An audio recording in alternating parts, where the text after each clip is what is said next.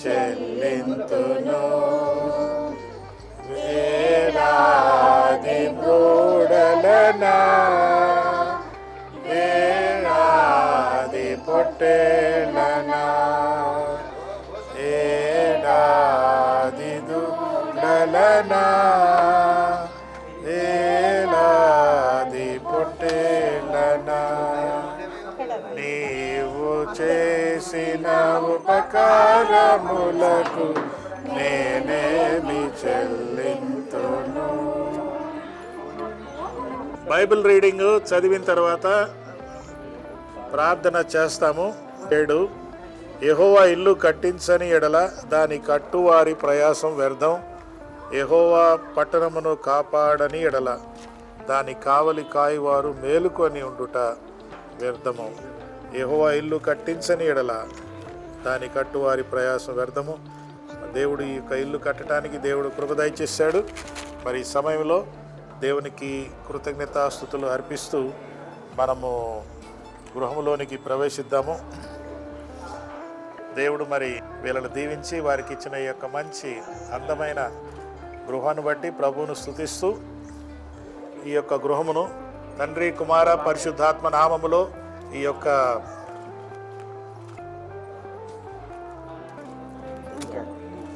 గృహమును ప్రతిష్ఠిస్తూ ఉన్నాము.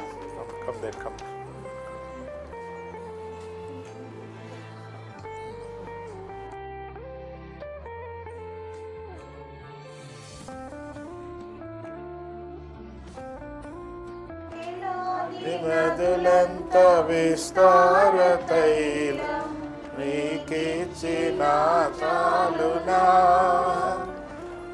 వేలాది నదులంత విస్తార తైలం నీకిచ్చిన చాలునా గర్భఫలమైన పుత్రుని నీకిచ్చిన చాలునా గర్భఫలమైన పుత్రుని నీకిచ్చిన చాలునా. ప్రార్థన చేసుకుందాము. ప్రార్థన ఈ గది కోసం మనం ప్రార్థన చేద్దాం.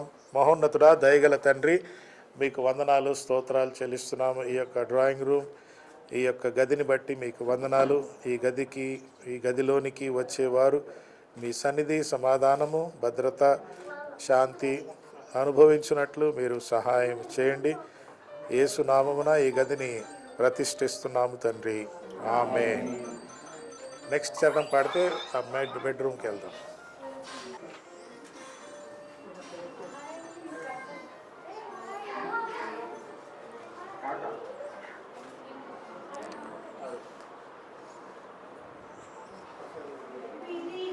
కలిగిన హృదయాగమునకు హృదయమర్పింతును విరిగి నలిగిన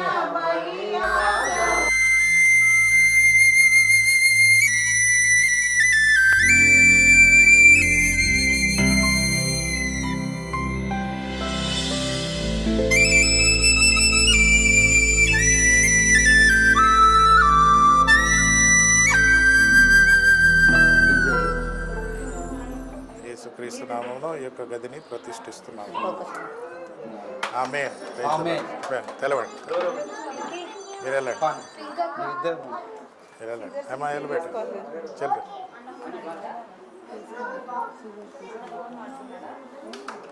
ఇంకో పాట పాడు వేరేది.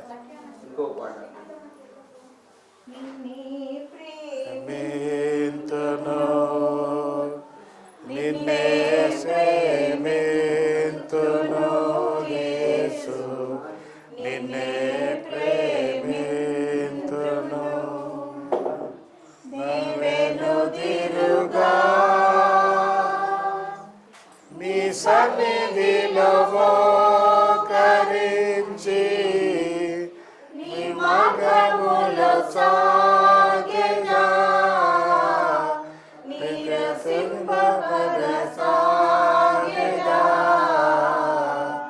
నెవెనుదిరుగా. ఈ గదిని నీ నామమున ప్రతిష్ఠించమని ఇక్కడ కూడుకొని ఉన్న బిడ్డలందరినీ నీ రెక్కల చోట్ల భద్రపరచుకోమని జరగబోయే కార్యక్రమంలో మీరు అయ్యగారి ద్వారా మీరు మంచి వాక్యం సహాయం చేయమని వేస్తున్నాము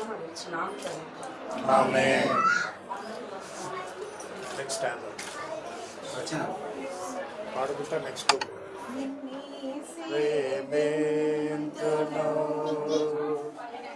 నిన్నే ప్రేమింతును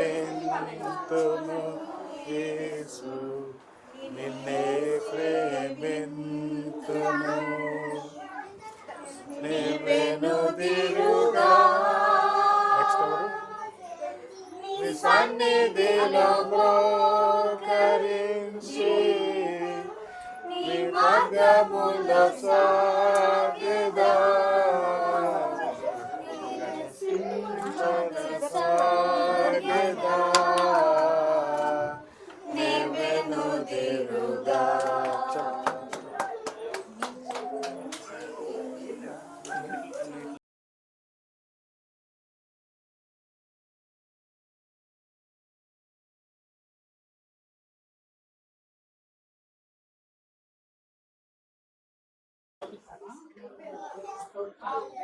కూడి ఉన్నటువంటి నా తండ్రి అయా, మరి మా మధ్యలో మీరు ఉన్నారని నమ్ముతున్నాం. మీ సన్నిధిని ప్రభా ఇక్కడ నాయన నిల్చు బాకి మీరు ఇస్తున్నాం. ఇచ్చిన గృహాన్ని బట్టి స్తోత్రాలు. ఈ గృహంలో ప్రతి విధమైనటువంటి అయా నీ కృపను ఈ బిడ్డలపై కుమ్మరించినందుకు వందనాలు తండ్రి. అయా ఈ గదిలో ఏమైనా బిడ్డ నా తండ్రి నీకే స్తోత్రం వింటుండగా దేవా ఆ బిడ్డ చుట్టూ మీరు కంచె వేయండి నాయన. మీ గృహం చుట్టూ నాయన ఇదిగో తండ్రి ఏంజల్స్ ని రిలీజ్ చేస్తున్నాను తండ్రి. అయా నర దృష్టే గాని అయా ఎటువంటిది కూడా ఈ ఇంటి పైన ఉండక నాయన మీ దృష్టిని నిత్యము ఈ ఇంటి పైన ఉంచమని ప్రార్థిస్తూ అబ్రహాం ఆశీర్వాదాన్ని శిల్వాశీర్వాదము గనక శిల్వాశీర్వాదాన్ని ఇంటి పైన నేను ప్రవచిస్తున్నాను. అన్ని రంగాలలో నా తండ్రి అడుగు వాటికంటే ఊహించు వాటికంటే అత్యధికంగా అయా ఈ కుటుంబంలో నాయన అంచెలంచెలుగా నీ నిబంధనలో జ్ఞాపకం చేస్తున్నాను. నీ రక్తంలో ప్రభా నీ బిడ్డలను నాయన మీరు ఏర్పరచుకున్నారు కనుక తండ్రి ప్రతి విధమైన ప్రభా నీ జ్ఞానం లేక ఏదైనా అడగక ఉంటున్నామేమో నా తండ్రి. నీ బిడ్డలకి ఏ అవసరమో నీవు ఎదిగి ఉన్నావు. అడగక మా అక్కలను తీర్చున్నావు నా తండ్రి. నీకే స్తోత్రం చెల్లిస్తూ వచ్చిన బిడ్డలందరిపైన కూడా నాయన నీ హస్తంలో ఉంచుకున్నాను. మీకే స్తోత్రం చెల్లిస్తూ యేసునామములో అడిగి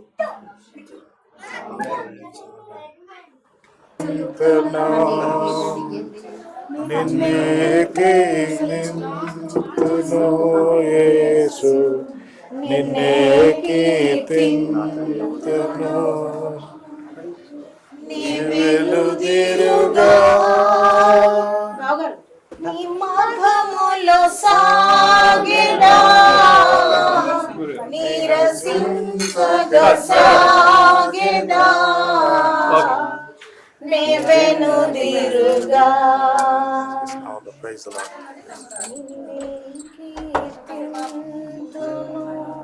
అందరు సరిపోరు.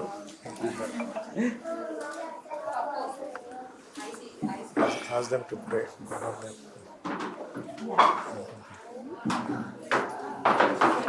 బాబా లైఫ్ ఫ్యాన్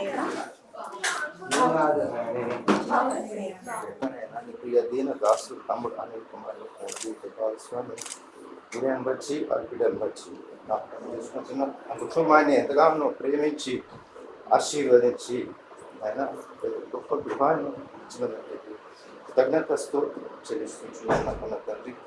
ఈ గృహంలోకి మొదటగా నీ దైవ దాసుడు ఆయన అయ్యగారి ద్వారా మేము మీకు అడుగు పెట్టి ఉన్నాము.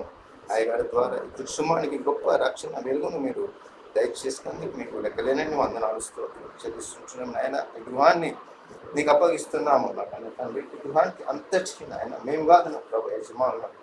ఈ గృహానికి మీరు యజమానులుగా ఉండాలి నాకు తండ్రి. ఈ గృహానికి చుట్టూ అది మీ దేవదూతల కాపుదల అనునిత్యము ఆయన ఉంచమని వేడుకొని వస్తున్నాం. ఈ కుటుంబానికి మనుషులు మీరు ఎక్కడ శాఖను భద్రపరిచి కుటుంబానికి కావాల్సిన దీవెనలు ఆశీర్వాదాలను దయచేయండి. జరగవలసినటువంటి కార్యక్రమం అంతటికి మీరే ఘనత మహిమ ప్రభావం చెల్లించమని అయినా ముఖ్యంగా దేవదాసులు అయ్యగారిని బట్టి కూడా జ్ఞాపకం అయ్యగారి ద్వారా ఆయన మీ గొప్ప మార్చులను ఆయన మాకు నేర్పించమని వేడుకొంచు. ఇచ్చిన ఈ గొప్ప సమయాన్ని బట్టి నీకు లెక్కలేనని కృతజ్ఞత స్తోత్రం చెల్లిస్తూ ఆయన రక్షకుడైనటువంటి యేసు క్రీస్తు ద్వారా అడిగి వేడుకొంచుతున్నాం తండ్రి. ఆమేన్.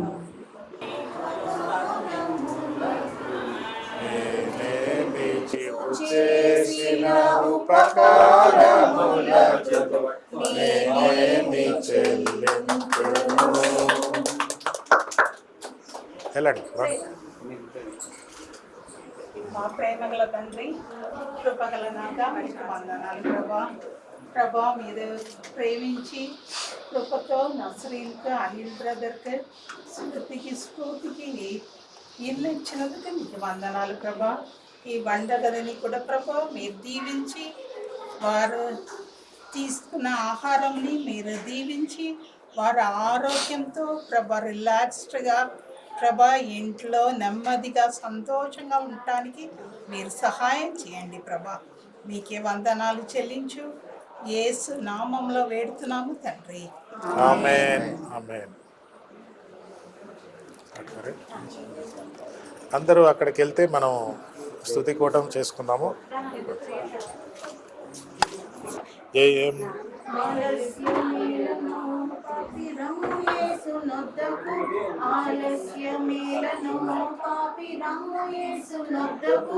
ఆత్మమూర్తి రక్షణమూర్తి యేసు ప్రభువాయనే. ఆత్మమూర్తి రక్షణమూర్తి యేసు ప్రభువాయనే. ప్రవేశించడానికి సాయం చేశాడు. మరి ఈ గృహంలో ఫస్ట్ ప్రేయర్ మీటింగ్ అన్నమాట. అందుకని మరి ఈ సమయంలో దేవుని వాక్యం చదువుకుందాము. ఆ తర్వాత కొద్ది నిమిషాలు నేను వాక్య పరిచర్య చేస్తాను. ఆ తర్వాత కుటుంబం అందరూ ముందుకు వస్తే వారి కోసం ప్రత్యేక ప్రార్థన చేశాక ముగింపు ప్రార్థన ఆశీర్వాదంతో అయిపోతుంది. యోబు గ్రంథం 1వ అధ్యాయం చదువుకున్నాము. యోబు గ్రంథం 1వ అధ్యాయము మొదటి 10 వచనాలు. Feared God and turned away from evil. They were born to him 7 sons and 3 daughters. He possessed 7,000 sheep, 3,000 camels, 500 yoke of oxen, and 500 female donkeys, and very many servants, so that this man was the greatest of all the people of the east. The sons used to go and hold a feast in the house of each one on his day, and they would send and invite their 3 sisters to eat and drink with them. And when the days of the feast had run their course, Job would send and consecrate them, and he would rise early in the morning and offer burnt offerings according to the number of them.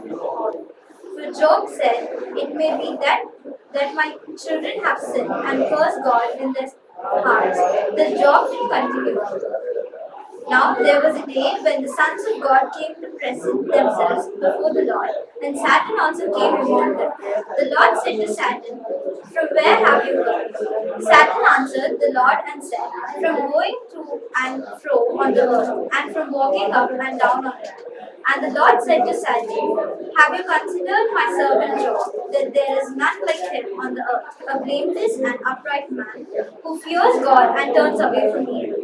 Then Satan answered the Lord and said, "Does Job fear God for no reason?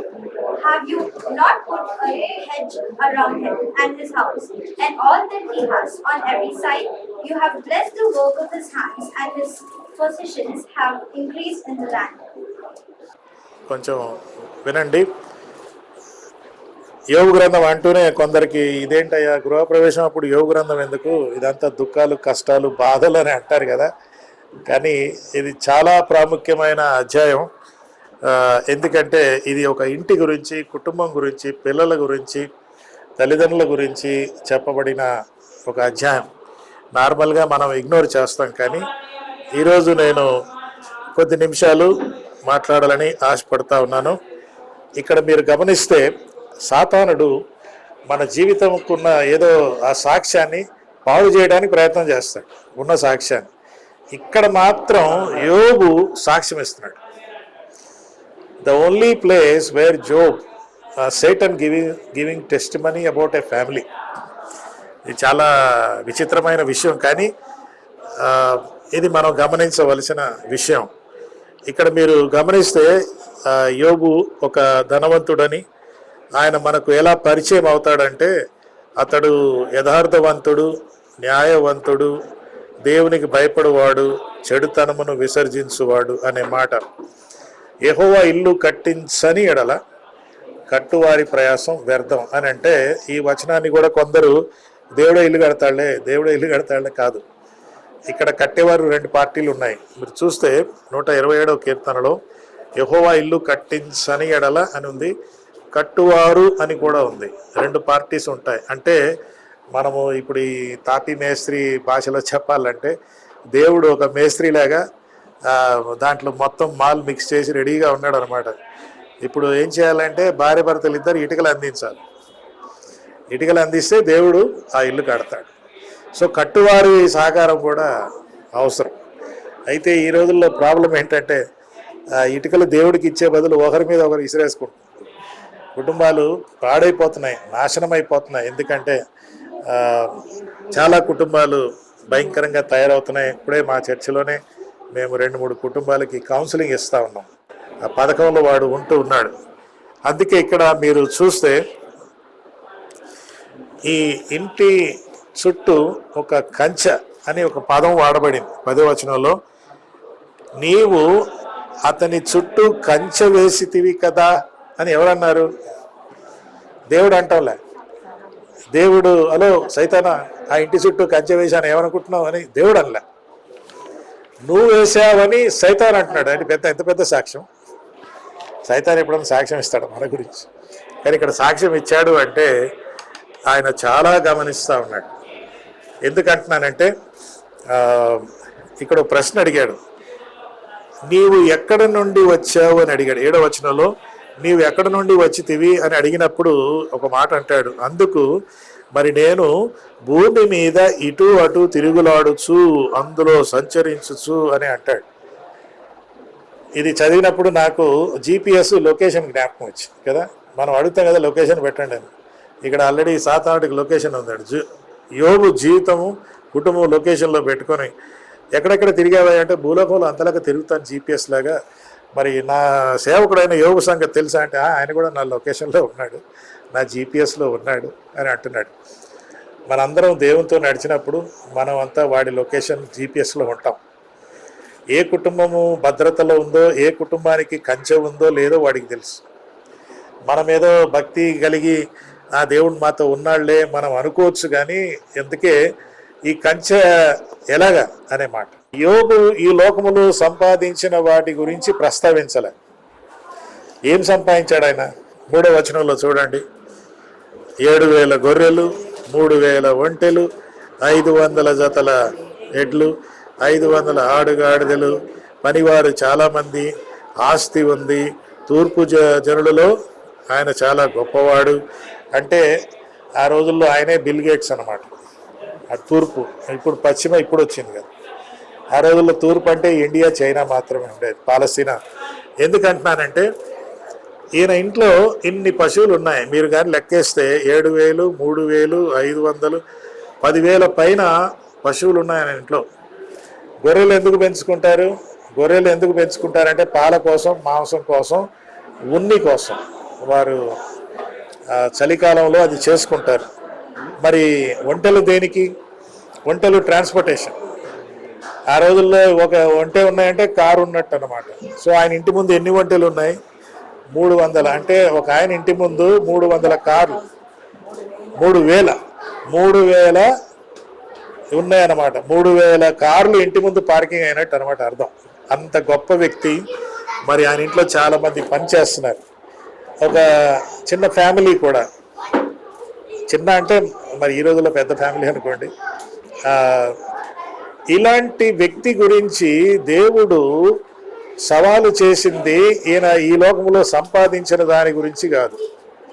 ఏమేమి సంపాదించాడు? ఇవన్నీ సంపాదించాడు. చాలా ధనవంతుడు, ఐశ్వర్యవంతుడు.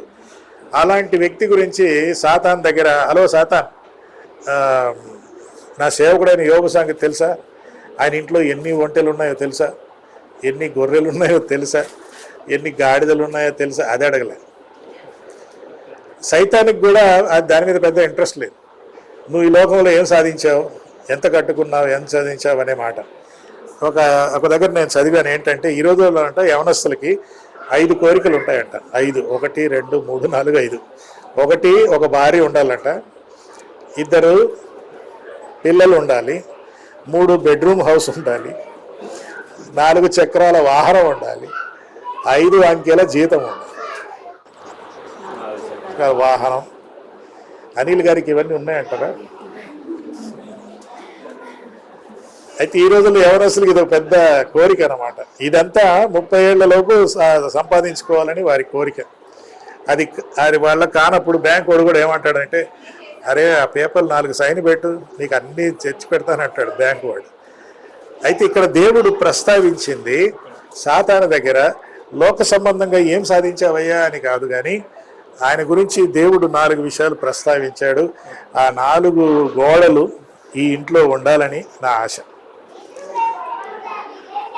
ఇప్పుడే కాదు, ఇంతకుముందు ఉన్నాయిలే అంటే కూడా అవి ఇంకా పటిష్టంగా ఉండాలి. ఇప్పుడు సొంత ఇంట్లో మనం ఉంటాం కాబట్టి సాతానుడు ఈ ఇంటి లొకేషన్లో వెళ్ళిపోయింది, ఈ ఇల్లు వాడి లొకేషన్కి వెళ్ళిపోయింది. వాడు GPS పెట్టుకొని చూస్తూ ఉంటాడు.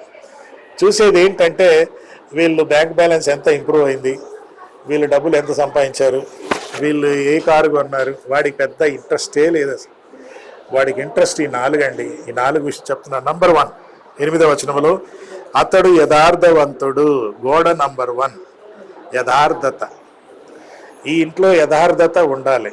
యథార్థత అంటే వ్యక్తిగత యథార్థత, భార్య భర్తల మధ్య యథార్థత, తల్లిదండ్రులు పిల్లల మధ్య యథార్థత.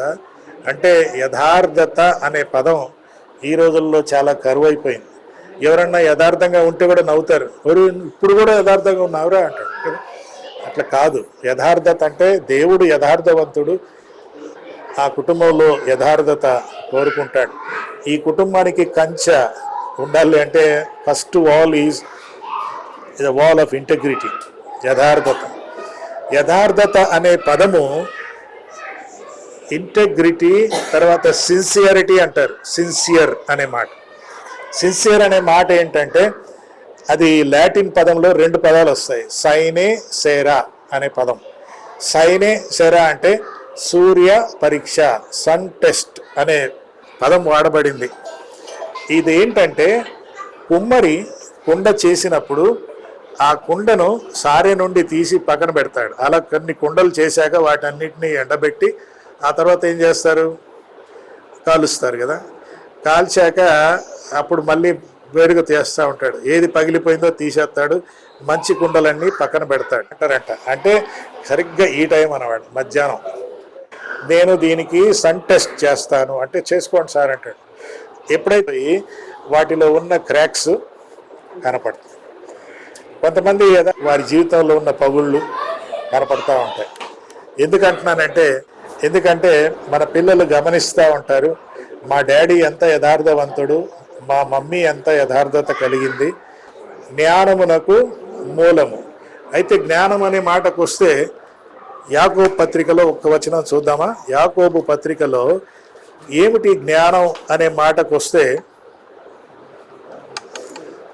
3వ అధ్యాయంలో యాకోబు జ్ఞానం గురించి రాస్తూ ఉన్నాడు. 3:13లో మీలో జ్ఞాన వివేకము గలవాడెవడు అనే మాట చెప్పి, అయితే మీ హృదయంలో సహింపనలవి కానీ మత్సరము వివాదము ఉంచుకొనిన వారైతే అతిశయపడవద్దు అని చెబుతూ, ఈ జ్ఞానము ఏంటంట, పైనుండి దిగి వచ్చినది కాక అని ఉంటుంది.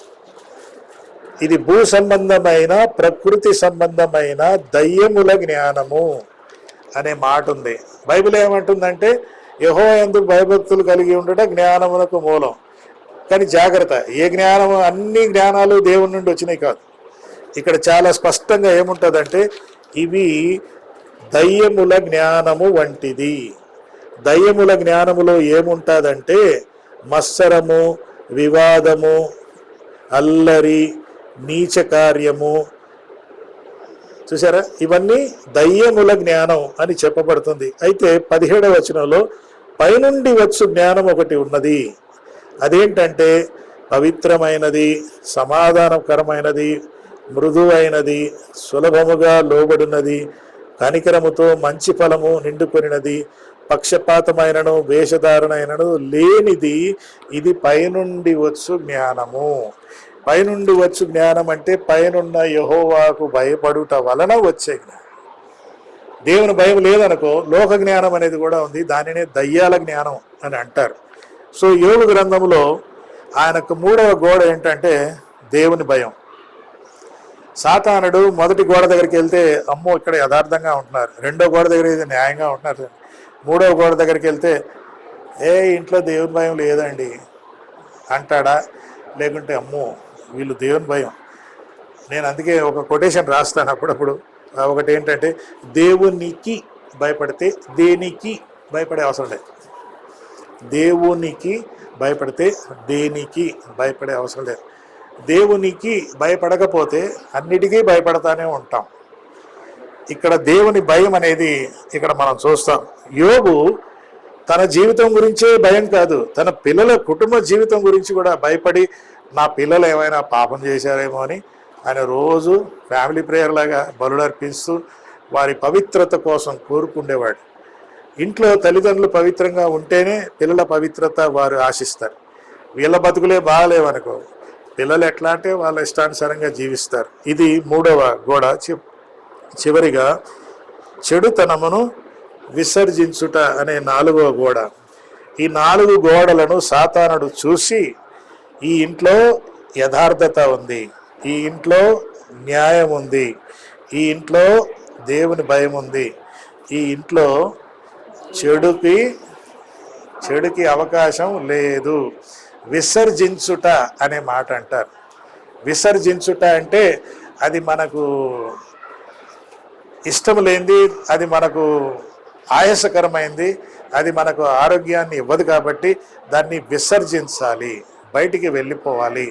అంటే ఈ ఇంట్లో చెడు అనేది ప్రవేశిస్తుంది.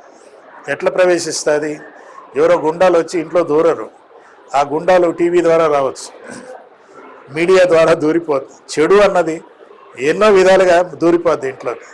కాబట్టి దానిని విసర్జించటం అంటే ఈ ఛానల్ చూడకూడదు, ఈ ప్రోగ్రామ్స్ చూడకూడదు, ఇది దేవుని నుండి వచ్చింది కాదు అనే ఆ యొక్క చెడును విసర్జించటం మనకు చాలా అవసరం.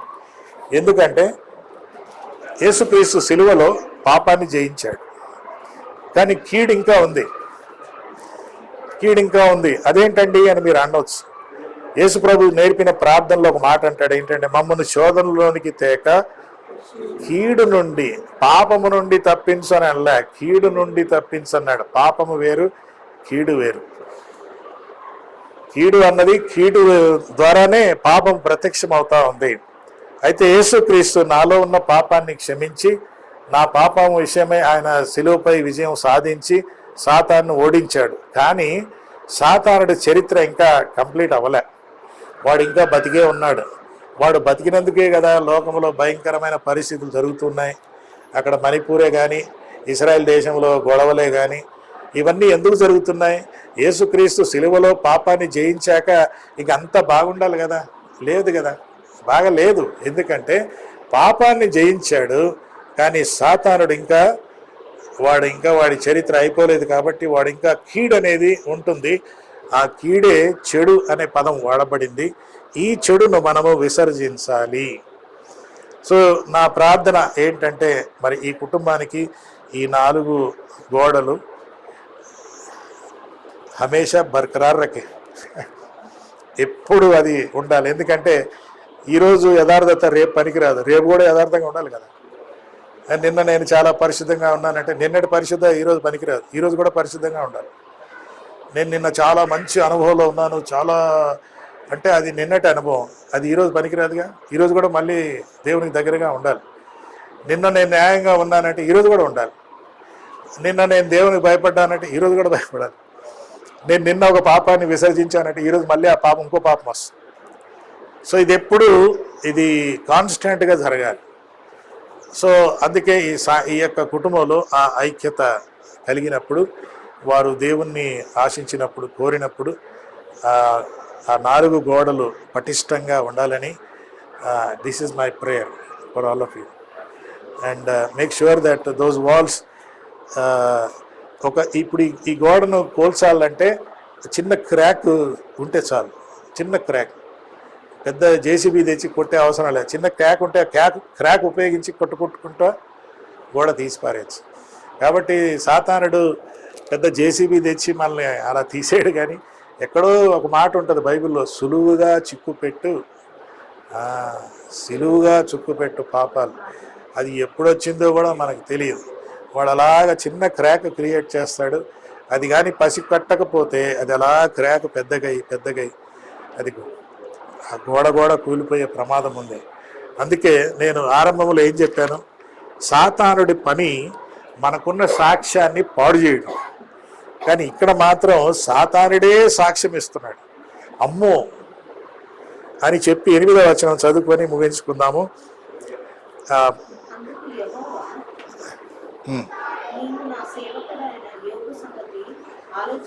ఆలోచించితివా అన్నాడు.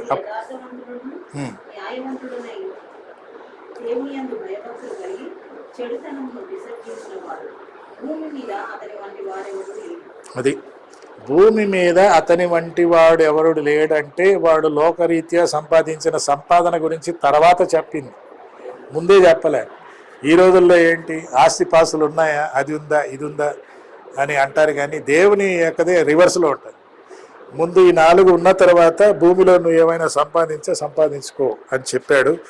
అప్పుడు 10వ వచనంలో సాతానుడు ఏమంటాడంటే, నీవు అతనికిని అతని ఇంటి వారికిని అతని కలిగిన సమస్తము చుట్టూ ఏం పెట్టావు,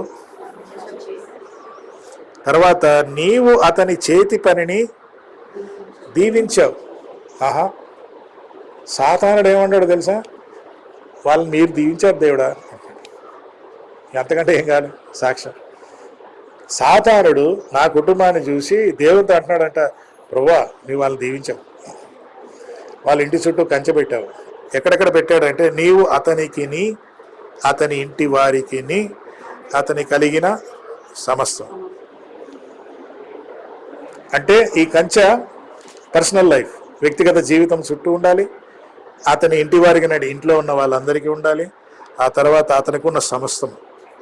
సైతానుడు ఏమంటున్నాడంటే, ప్రభువా నేను యోగును ముట్టుకోలేను, యోగును ముట్టుకుంటే సంగతి ఏమో కానీ ఆయన ఇంట్లో గాడిద ఉంది కదా, ఆ గాడిదను కూడా ముట్టుకోలేను, ఎందుకంటే అతనుకున్న సమస్తమును అని అన్నాడు. దేవుడు కంచె వేశాడంటే ఆ కంచె ఎలాంటి కంచె అంటే, మరి ఆయన ఇంట్లో గాడిదలు గొర్రెలు ఒంటెలు ఉంటే వాటిని కూడా ముట్టుకోలేను ప్రభువా అంటున్నాడు. ఎంత గొప్ప సాక్ష్యం కదా. ఎవరిచ్చారు ఈ సాక్ష్యం? సైతాన్ ఇస్తున్నాడు. సైతాను మన గురించి, నా గురించి, నా కుటుంబం గురించి సాక్ష్యం ఇవ్వటం అంతకంటే గ్రేట్ ఏంటి. అయితే ఈ సాక్ష్యాన్ని మనము ఎప్పుడు పాడు చేసుకోకుండా చూసుకోవాలి. ఈ సాక్ష్యాన్ని ఏదో విధంగా ఈ 4 గోడల చుట్టూ తిరుగుతూ ఉంటాడు. అందుకే నేను భూమి మీద అటు ఇటు తిరుగుతూ ఉన్నానని చెప్పాడు కదా. తిరుగుతూ ఉంటే సరేలే, ఆదివారం వీళ్ళు చాలా మంచిగా ఉన్నారు, సోమవారం కూడా వెళ్ళి ఒకసారి చూస్తే ఆదివారం ఉన్న భక్తి సోమవారం పోయింది, అది కాదన్నమాట. ఈ గోడలు ఎప్పుడు పటిష్టంగా ఉండాలి, బలంగా ఉండాలి. ఎందుకంటే మన పునాది యేసుక్రీస్తు, మనకు ఆశీర్వాదం పైనుండి ఈ 4 గోడలు దేవుడు కట్టే ఇల్లు. సో అలాంటి ఇల్లుగా ఇప్పుడు మనం ఇంట్లో ప్రవేశించాం, ఇప్పుడు గృహం స్టార్ట్ అయింది. ఇల్లు వేరు, గృహం వేరు. You have purchased A house, now you have to build a home. Lot of difference కదా. ఎందుకంటే డబ్బులు ఇల్లు ఇస్తుంది కానీ గృహాన్ని ఇవ్వదు, డబ్బులు బెడ్ ఇస్తుంది కానీ నిద్ర ఇవ్వదు కదా. మనకి చాలా ఉన్నాయి లిస్ట్. డబ్బు మనకి చాలా ఎంటర్టైన్మెంట్ ఇస్తుంది కానీ మనశ్శాంతి ఇవ్వదు. సో చాలా ఉన్నాయి. Money can buy many things but they cannot provide certain things. You can buy that. అది కాదన్నమాట. అందుకే ఈ యొక్క గోడలు మీ ఇంటి చుట్టూ ఉండాలని నా యొక్క ఆశ. మీరు 4 ఇక్కడ ముందుకు వస్తే నేను మీకోసం ప్రార్థన చేస్తాను. దానికి మీరు ఇచ్చిన కృప కొరకై వందనాలు. మీ చేయి పట్టుకొని ఈ గృహంలో ప్రవేశించాం ప్రభా. మరి ఎప్పటికీ ఈ చెయ్యి వదలకుండా మిమ్మల్ని పట్టుకొని జీవించడానికి సహాయం చేయండి. మీరు ఇంటి చుట్టూ మీరు కంచె వేశారు, ఈ కంచె ప్రభా మీరు కాపాడండి. కాపాడే బాధ్యత వీళ్ళకు కూడా ఉంది ప్రభా. దేవుడే చూసుకుంటాడులే అని కాదు, వీరి బాధ్యత కూడా ఉంది. కాబట్టి వీరిని మీరు ప్రభా భద్రపరచండి. బిడ్డల యొక్క చదువులోను వారి భవిష్యత్తును దీవెనకరంగా చేయండి. ఈ ఇంటిలో సమాధానము, సమృద్ధి, సంరక్షణ మీరు అనుగ్రహించమని యేసుక్రీస్తు నామమున ఈ కుటుంబాన్ని ప్రభు నామానికి ప్రతిష్ఠిస్తున్నాము తండ్రి, ఆమేన్. ఇప్పుడు మన తండ్రి అయిన దేవుని ప్రేమయు, కుమారుడైన యేసుక్రీస్తు కృపయు, పరిశుద్ధాత్మ అన్యోన్య సహవాసం మనందరికీ, మరి ముఖ్యంగా ఈ ఇంటిలోనికి ప్రవేశించిన అనిల్ కుటుంబానికి సదాకాలం తోడై ఉండును గాక. Amen, amen. Thank you. God bless you, God bless you, God bless you, God bless you. It's over to you Anil. Vote of thanks. నా పెళ్ళైనప్పుడు రవి, అనిల్ చాలా చిన్నవాళ్ళు. నాకు ఒక కోరిక ఉండేది. కాకపోతే ఏంటంటే మేము అందరం ఒకటేసారి ఉంటే బాగుంటుంది అనే ఉద్దేశం ఉంది. నేను కొత్తగూడెంలో ఫ్లాట్ కొన్నప్పుడు కూడా ఏమనుకున్నాంటే 3 అంతస్తులు కట్టుకుంటే ముగ్గురం 3 పోర్షన్లు ఉంటామని మొదటి నుంచి ఉండే. కానీ దేవుడు కృపా చిత్తం ఎలా ఉంటుందంటే ఆయన ఏర్పాటు ఎక్కడైతే చేస్తాడో అక్కడికే మనం పోవాల్సి వస్తుంది. అనుకోకుండా నా 2 పిల్లలు హైదరాబాద్ రావటం అయింది, ఇక్కడ జాబ్ చేయటం అయింది. వాళ్ళు ఇక్కడ స్థిరపడ్డారు. తర్వాత అనిల్ కూడా ఇక్కడికే వచ్చి మరి అది ఒకరికొకరు తోడ్పడ్డారు కూడా. ఇద్దరు కూడా మదీనాగూడలోనే జస్ట్ 100 మీటర్ డిస్టెన్స్లోనే కిరాయికి ఉండడం అయింది. మరి మరి రవి ఒక ఉద్దేశం ఏముంటుందో తెలియదు కానీ మరి ఆయన కొత్తగూడెంలోనే స్థిరపడి కొత్తగూడెం చక్కటి దేవుడి దేవం చక్కటి ఇల్లు కట్టుకున్నాడు. మరి ఆ తర్వాత దేవుడు ప్రేరేపణ వల్ల అనుకుంటా మరి అనిల్ కూడా ఇక్కడే స్థిరపడాలనుకొని ఇక్కడ ఇల్లు కట్టుకోవడం అయింది. మరి మా ఉద్దేశం కూడా ఏంటంటే త్వరలో మేము కూడా హైదరాబాద్ వస్తామని అనుకున్నాం. తిరిగి ఒక ఇంట్లో ఉందాం అనుకున్నాం కానీ ఒక ఏరియాలో ఉంటామని అనుకోలేదు. దేవుడి చిత్తం వల్ల అందరం మరి తిరిగి హైదరాబాదే చేరుకోవడం అవుతున్నది. అది దేవుని కృప. మరి ఇంత చక్కటి గృహం ఇద్దరు మరి రవి, అనిల్ కట్టుకోవడం మాకు చాలా సంతోషకరంగా ఉంది. ఇక మిగిలింది 2 అక్కలు అక్క చెల్లెళ్ళు ఉన్నారు. బహుశా వాళ్ళు కూడా త్వరలోనే ఇక్కడికి వస్తారు అనుకుంటున్నా. ఎందుకంటే మొన్న వాళ్ళు ఒక పాప కూడా హైదరాబాద్లోనే సెటిల్ అయింది. ఇక మా బాబులు 2 హైదరాబాద్ సెటిల్ అయ్యారు. మరి కనీసం 2 అన్నదమ్ములు వాళ్ళు ఒకసారి ఉన్నారు కాబట్టి మరి త్వరలో మేము కూడా 2 అన్నదమ్ములు అవుతాం. మున్నారవి మేము కూడా త్వరలోనే ప్లాన్ చేసి హైదరాబాద్లో సెటిల్ అవ్వాలని దేవుని ప్రార్థనలో పెట్టాలని కోరుకుంటున్నాం. ఇంత చక్కటి గృహాన్ని దయచేసి మరి కుటుంబంలో కూడా ఎలాంటి కలహాలు లేకుండా చాలా వరకు అన్నదమ్ములు అంటే ఒకరికొకరు పడదు. నేను చాలా కుటుంబాలు చూసా. చాలా కుటుంబాలు ఏంటంటే అక్క చెల్లెలకు పడదు, అన్నతమ్ములకు పడదు, మళ్ళీ అన్నతమ్ముల భార్యలకు పడదు. కానీ ఈ కుటుంబంలో మరి గురువుల వాళ్ళ కుటుంబంలో ఏంటో తెలియదు కానీ ఇళ్ళలో ఉన్న ఐక్యమత్యత చాలా స్ట్రాంగ్ ఉంటుంది అన్నట్టు. మరి వాళ్ళిద్దరిని అన్నతమ్ముల్ని చూస్తే అన్నతమ్ములు అనుకోరు, స్నేహితులు అనుకుంటారు అన్నట్టు. అంత చక్కగా కలిసి ఉంటారు. మరి అలాంటి స్వభావం మరి వాళ్ళిద్దరు భార్యలు కూడా కలిగి ఉన్నారని నేను భావిస్తున్నా. ఎందుకంటే ఎప్పుడు కూడా వాళ్ళు ఏ వివాదం పడ్డట్టు చూడలేదు. మరి ఇన్ని సంవత్సరాల్లో మరి అందరూ కలిసి చక్కగా ఉండి చక్కటి గృహాన్ని ఏర్పరచుకున్నారు. మరి ఇదే విధంగా మరి హైదరాబాద్లోనే ఉంటారు కాబట్టి కనీసం 2 నెలలకు 3 నెలలకు ఒకరి ఇంట్లో ప్రేయర్ మీటింగ్ పెట్టుకొని గృహ ప్రార్థనలు జరుపుకుంటే బాగుంటుందని సవినయంగా మనం చేసుకుంటాం. చక్కటి గృహప్రవేశము కుటుంబ ఆరాధనకు దేవుడు ఇచ్చిన గొప్ప అవకాశాన్ని బట్టి ఇచ్చిన అవకాశాన్ని బట్టి రాయ్ గారికి, అమ్మగారికి కూడా కృతజ్ఞతలు. నా రక్త సంబంధులకు ప్రతి ఒక్కరికి కూడా యేసుక్రీస్తు వారి నామం శుభములు వందనాలను తెలియజేస్తున్నాను. ముందుగా ఇంత చక్కటి గృహాన్ని మరి నిర్మించుకున్నటువంటి తమ్ముడు అనిల్ కుమార్కి, మరి సత్యమైన గుడిగారికి, మరి పిల్లలకు నా తరఫున కృతజ్ఞతలు తెలియజేసి మేము బాగా చేశారు. బాగా పిల్లలకు చిన్న పిల్లలము మా చిన్నతనంలోనే మా అమ్మ చనిపోయింది. కొంచెం జ్ఞానం ఎదిగిన తర్వాత మా నాన్నగారు చనిపోయారు. సరే మా అమ్మ చనిపోయినా ఇద్దరు మా అక్క బాబాయ్ కానీ మా తల్లిదండ్రులు. మా అమ్మ చనిపోయిన దగ్గర వచ్చి ఒక అమ్మలాగా మాకు ప్రతి విషయంలో తోడుగా ఉండి మా కంటి తప్పగా మమ్మల్ని కాపాడుతూ ప్రతి విషయంలో ఒకటికి అనడానికి ఏం చెప్పడానికి ఏం లేదు, ప్రతి వరకు మాకు ప్రతి దానికి ఒక గైడెన్స్. అంటే నా జీవితంలో కొన్ని నేను మార్పులు చేసుకున్నానంటే మా భావన చూసి కొన్ని మార్పులు చేసుకున్నాను. అంటే అతని మంచి అలవాట్లను నేను నేర్చుకున్నాను, నేను గర్వంగా చెప్పుకుంటాను.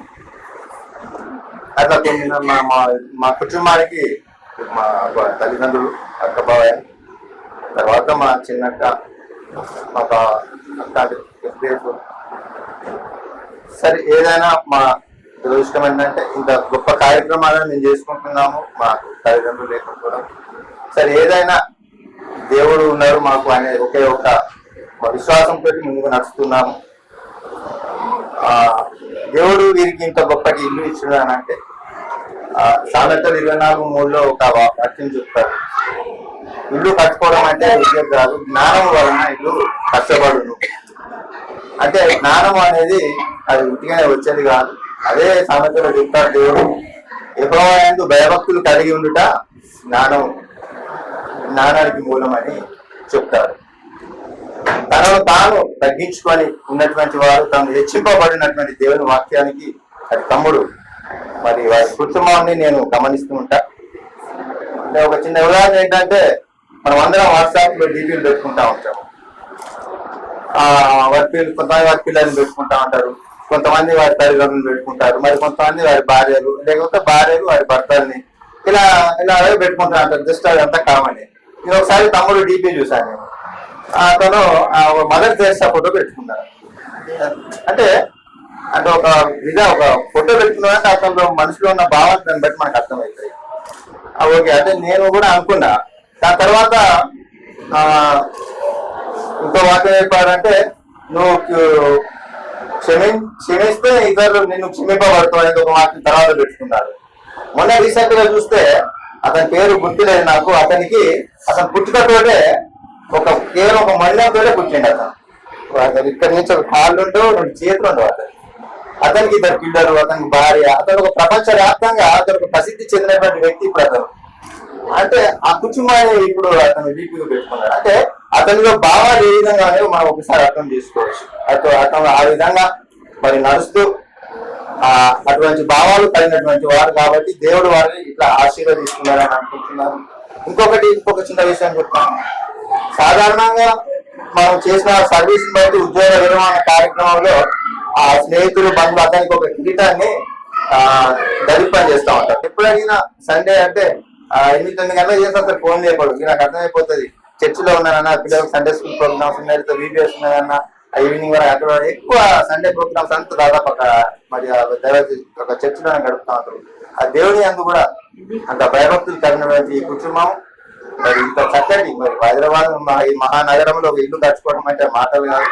మరి అయినా ఇంత చక్కటి గృహాన్ని మరి వారికి ఇచ్చినందుకు మరి దేవుడికి కూడా కృతజ్ఞతలు తెలియజేస్తూ మరొకసారి ఆ కుటుంబానికి నా తరఫున ప్రత్యేకమైనటువంటి కృతజ్ఞతలు తెలియజేస్తూ మరి ఇచ్చిన అవకాశాన్ని బట్టి అయ్యగారి అమ్మ గారికి కూడా కృతజ్ఞతలు తెలియజేస్తాను. తండ్రికి కృతజ్ఞతలు చెప్తూ ఆయన ద్వారా జీవిస్తున్నామన్న నమ్మకం నాకుంది. అందుకే నా కుటుంబీకులని, నా శ్రేయోభిలాషులని తీసుకొని గృహప్రవేశాన్ని స్టార్ట్ చేశాను. వారికి గౌరవమైన మన తండ్రికి కృతజ్ఞతలు చెప్తూ తర్వాత మన ముఖ్యమైన వాళ్ళు అయ్యగారు, అమ్మగారు. అంటే దేవుని బోధ చెప్పటము అంత ఈజీ కాదు. చాలా అది అయ్యగారికి, అమ్మగారికి దేవుడు ప్రసాదించింది అనుకుంటున్నా. నేను దేవుని తర్వాత మొదటి ప్రయారికి వివరిస్తా. తర్వాత నా తల్లిదండ్రులు దేవుడు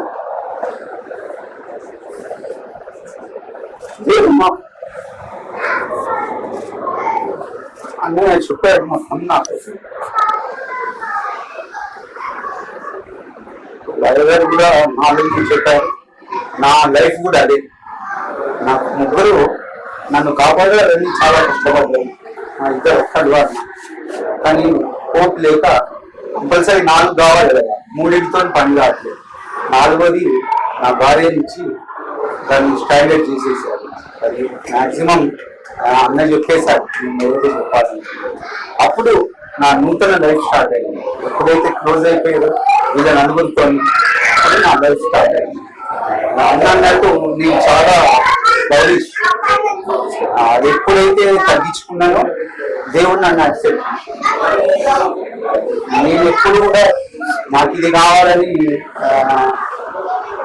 అంటే విడివిడిగా చెప్పాలంటే చాలా టైం ఉంటుంది. అయ్యగారు కూడా ఒకసారి మా హౌస్ లో ప్రేయర్ అయినప్పుడు మళ్ళీ చెప్తా అన్న, దాన్ని షార్ట్ కట్ లో చెప్తున్నా. విడివిడిగా చెప్పాలంటే చాలా టైం పడుతుంది. ఈ నలుగురితోనే నా లైఫ్ ఇప్పుడు ఏది కూడా రేపు ఏంటి అనేది నాకు సంబంధం అసలు నాకు తెలియదు.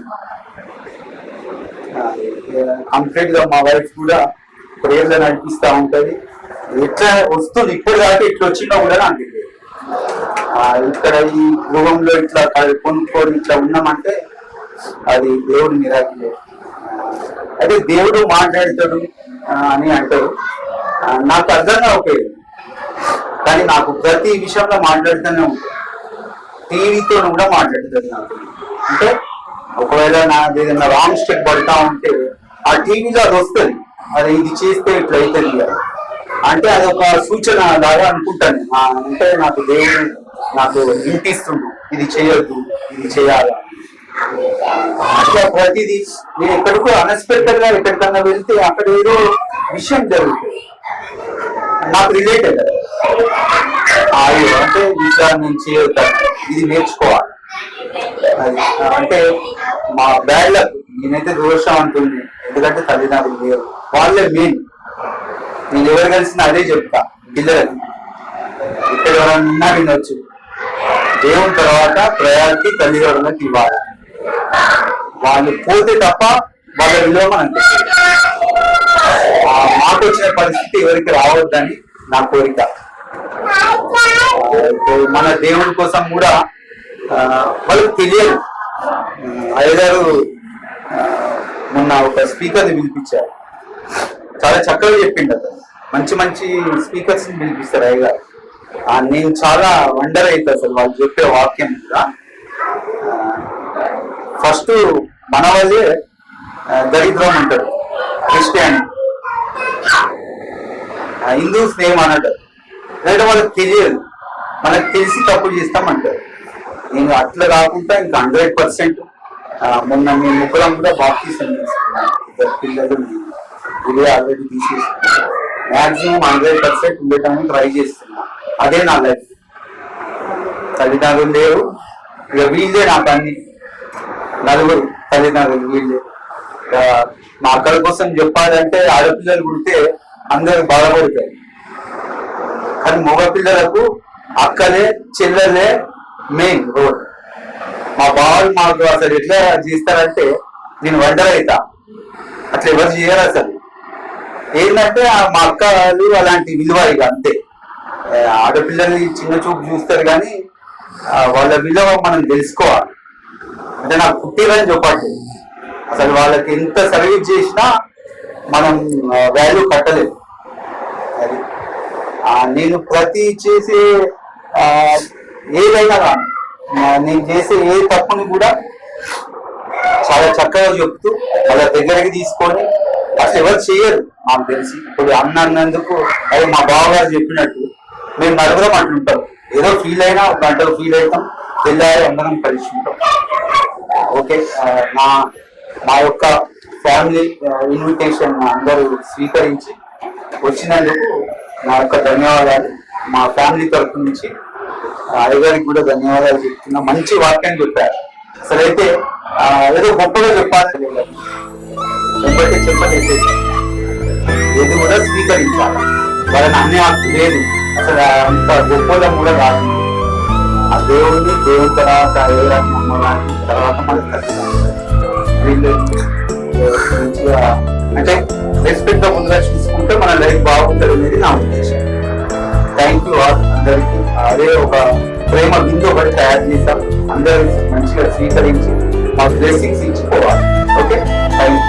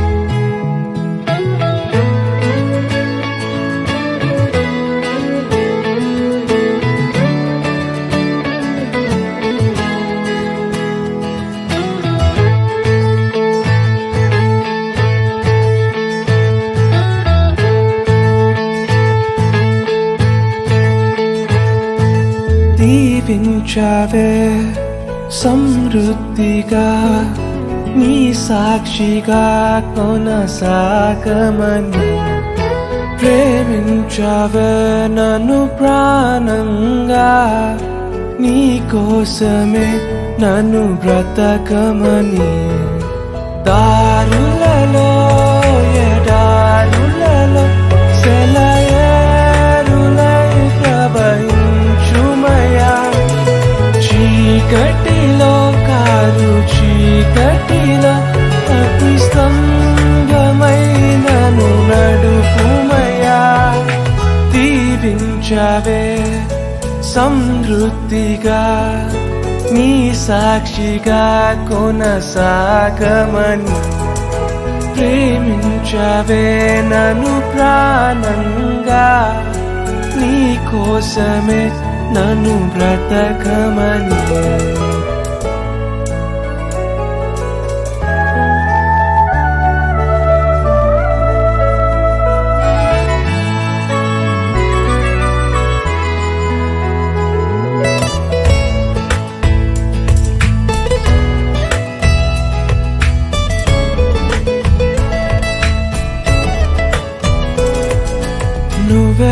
లేకుండా నేనుండలేను యేసయ్యా, నీ ప్రేమే లేకుండా జీవించలేను నేనయ్యా. నా ఒంటరి పయనంలో నా జంటగా నిలిచావే, నే నడిచే దారుల్లో నా తోడే ఉన్నావే. నా ఒంటరి పయనంలో నా జంటగా నిలిచావే, నే నడిచే దారుల్లో నా తోడే ఉన్నావే. ఊహలలో నా ఊసులలో నా ధ్యాస బాసవైనావే.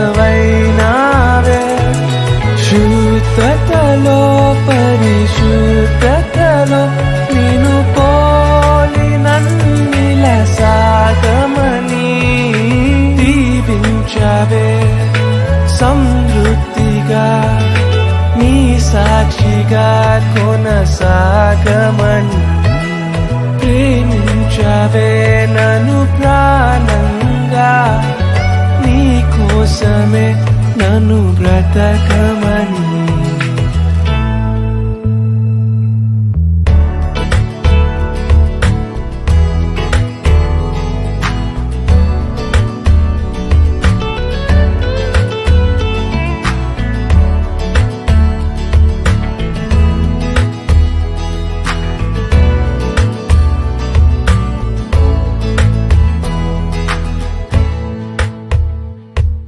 కొలతే లేదయ్యా నీ జాలి నాపై యేసయ్యా, కొరతే లేదయ్యా సమృద్ధి జీవం నీవయ్యా. నా కన్నీరంతా తుడిచావే కన్న తల్లిలా, కొదువంతా తీర్చావే కన్న తండ్రిలా. నా కన్నీరంతా తుడిచావే కన్న తల్లిలా, కొదువంతా తీర్చావే కన్న తండ్రిలా. ఆశలలో నిరాశలలో నేనున్నా నీకని అన్నావే. పోరులలో పోరాటములో నా పక్షముగానే నిలిచావే. దీవించవే సమృద్ధిగా నీ సాక్షిగా కొనసాగమని ప్రేమించవే